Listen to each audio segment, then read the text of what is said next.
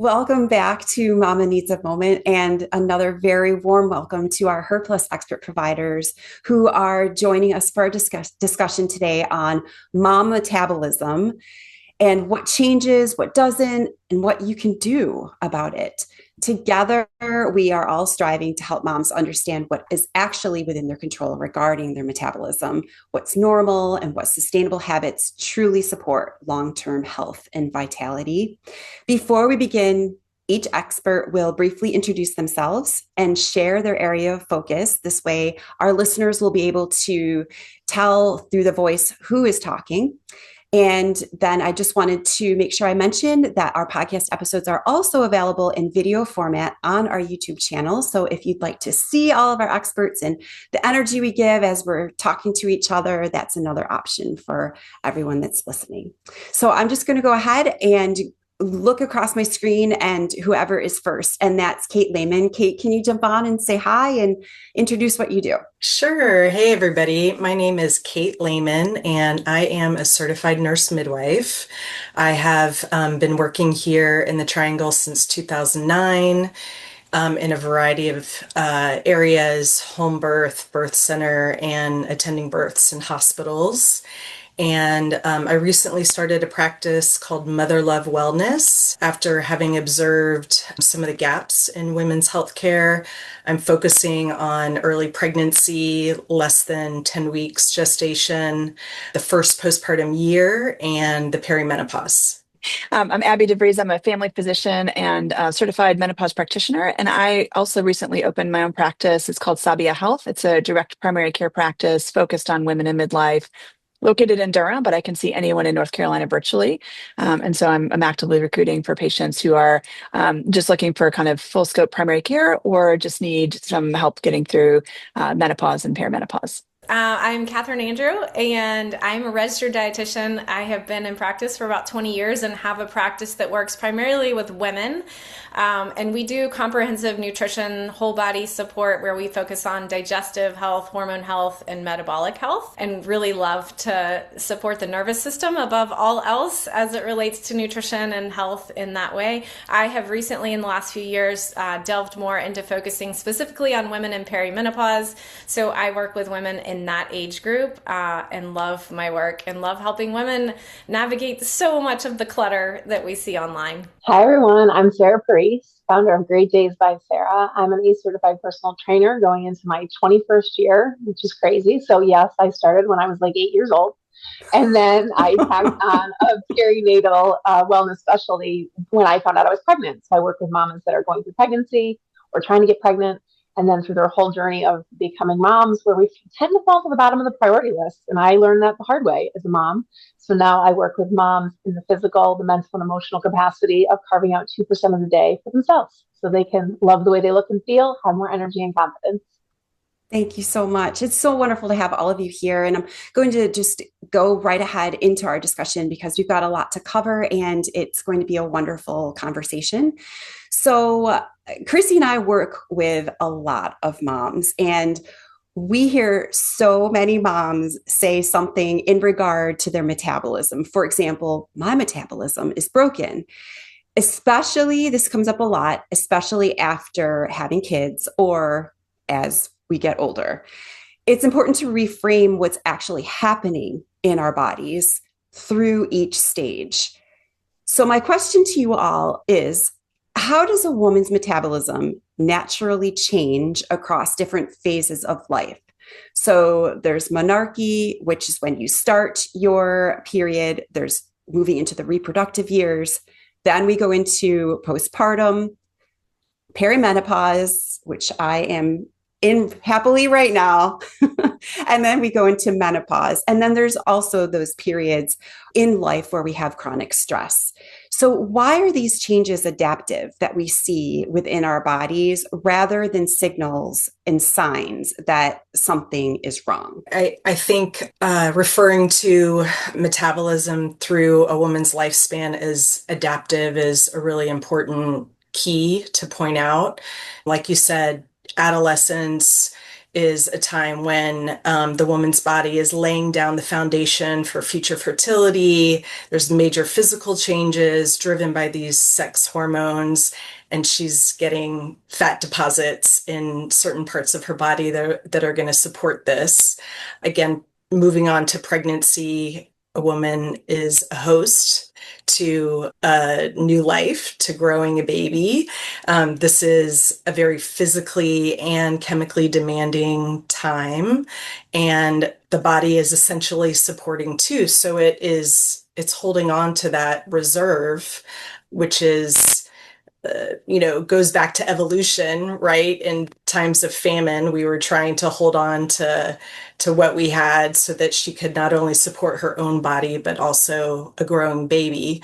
So, a lot of women fear that change in their metabolism that happens in pregnancy, but these are all just really adaptive measures that have deep roots in evolution. And if we can understand, educate ourselves, and try and work with these changes rather than fighting our bodies, it's so much more helpful.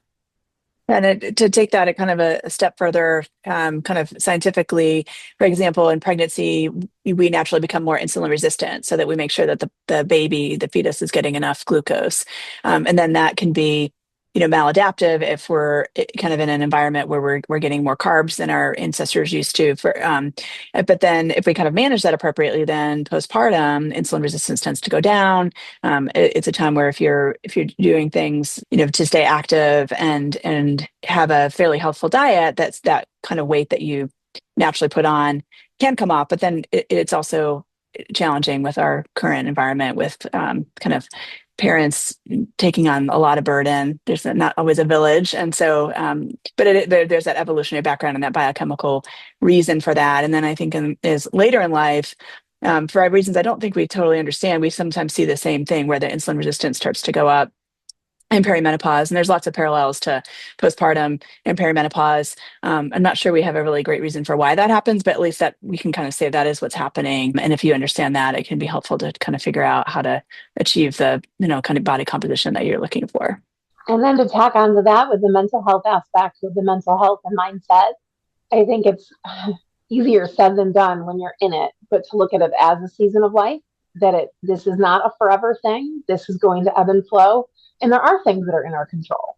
Like rather than throw in the towel and be like, oh, I'm perimenopausal, a lot of the women I work with now, it's like, no, we can do things. And insulin's a huge example of like, I'm in the middle of a sugar detox challenge right now with my Facebook community of just like really cutting out the processed foods. And you can control what you put in your body. You can control how you move your body and stay hydrated. And there are things that we can do, not to necessarily put a Band-Aid on it or completely feel better tomorrow, but to work in that direction as we go through these transitional periods. I wanted to add, I think it's a great idea, Sarah, of what we can control. And sort of backing up a step, metabolism, it is a largely misunderstood concept and just a fuzzy concept for a lot of people. But if you think of it sort of as the sum total of all the reactions in your body, it is often driven by safety, which is what both of these experts were talking about, and the idea that our body is not going to rev up a lot more reactions if we are feeling unsafe. And a lot of these transitions in life where we see our metabolism change is where our bodies are quite unsure of what's happening, what's coming next,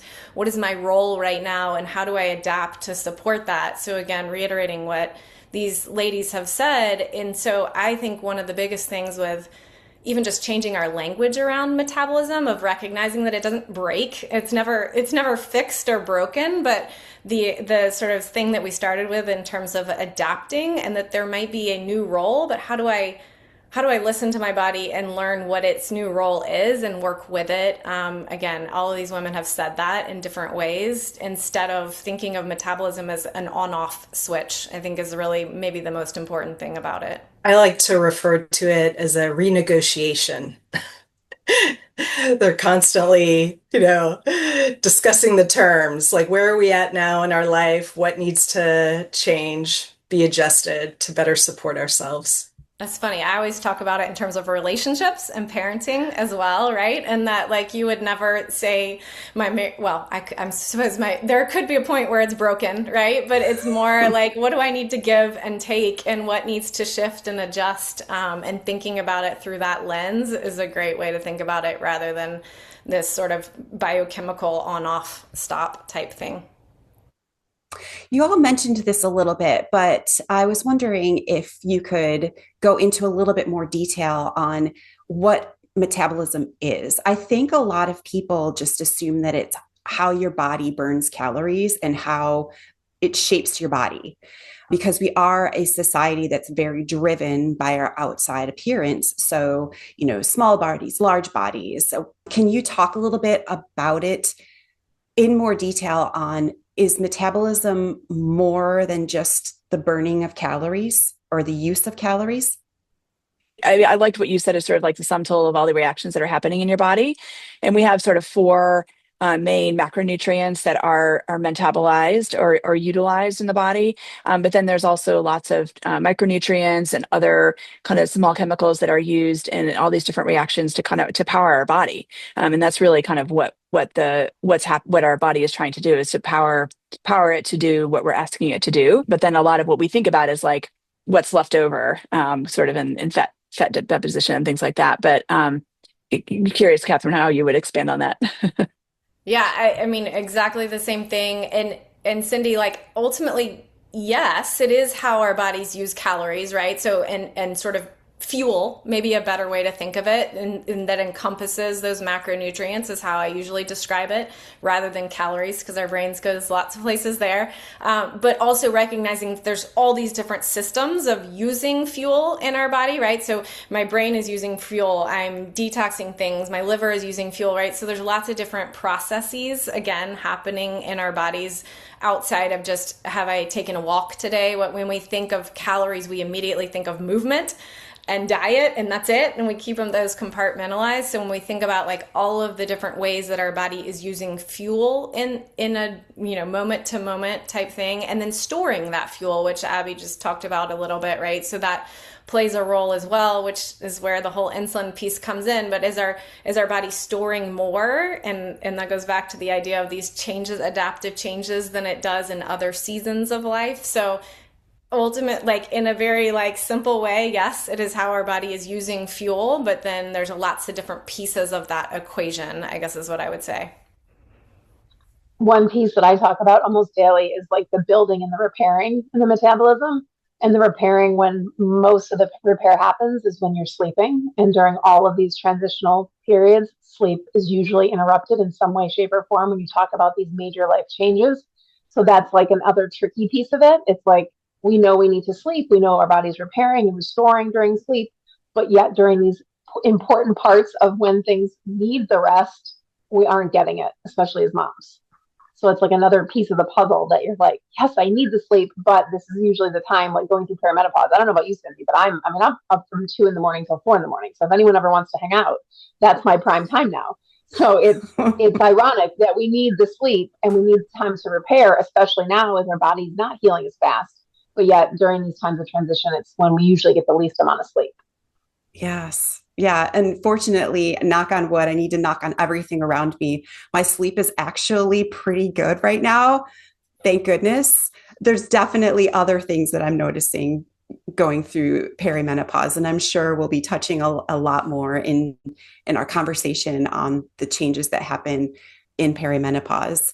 But I really loved the discussion we just had about how metabolism is dynamic and it's helping us through each stage of our lives, and how often we demonize it doing its natural process. And I am so grateful that we have experts out there that are changing those words, so that moms that are listening can get a better viewpoint, learn more about what is actually happening in their bodies. So thank you so much.